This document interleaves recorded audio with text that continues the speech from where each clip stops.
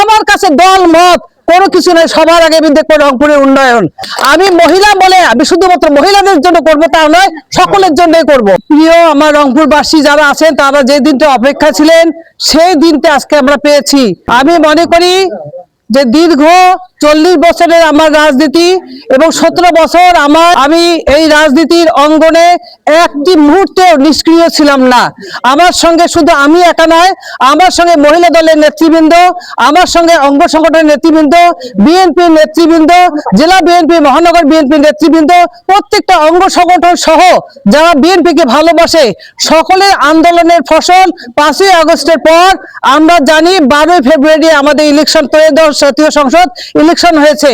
এই ইলেকশনের পর আমরা নিরঙ্কুশ বিজয় লাভ করে বাংলাদেশের জাতীয়তাবাদী দল সরকার গঠনের পর যেটা নীতি নির্ধারণ অনুযায়ী বাংলাদেশ জাতীয়তাবাদী দল নিরঙ্কুশ পাওয়ার পরে যেটা হয়েছে সেটা হলো আজকে বাংলাদেশ জাতীয়তাবাদী দলের মহিলা সংরক্ষিত আসনে বাংলাদেশের আরপিও অনুযায়ী 36 জন মহিলা এমপি নিয়োগ দেওয়ার আইনে আছে। সেই 36 জনের মধ্যে আমি একজন।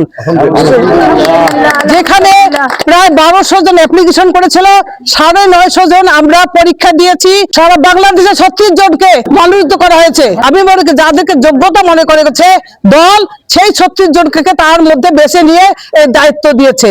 রংপুরে আমরা জানি রংপুর বিভাগে 2 জন নেত্রীকে আমাদের দায়িত্ব দেওয়া হয়েছে এবং আমাকে অত্যন্ত গুরুতর দায়িত্ব দেওয়া হয়েছে, যে দায়িত্বটি দীর্ঘ 40 বছরে বাংলাদেশ জাতীয়তাবাদী দল, বিশেষ করে রংপুর অবহেলিত।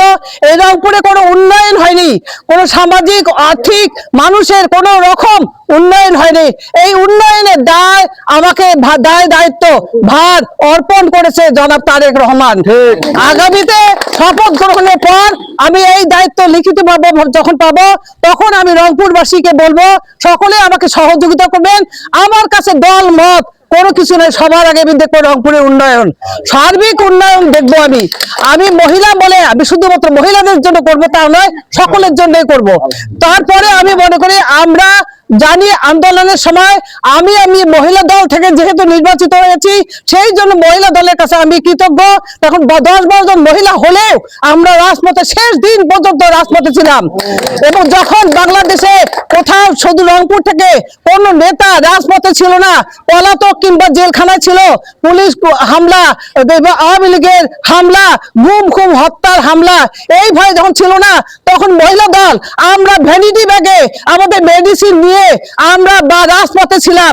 আমরা কোন জীবনের ঝুঁকি নিয়ে রাজপথে ছিলাম, জীবনের ঝুঁকি নিয়ে এই যে রাজপথে ছিলাম তার প্রমাণ আজকে আমাকে রংপুরে জনাব তারেক রহমান, প্রধানমন্ত্রী, বাংলাদেশের জনপ্রিয় নেতা, আমাকে মনোনীত করেছেন বাংলাদেশ জাতীয়তাবাদী দল থেকে রংপুর বিভাগের দায়িত্ব দিয়েছেন।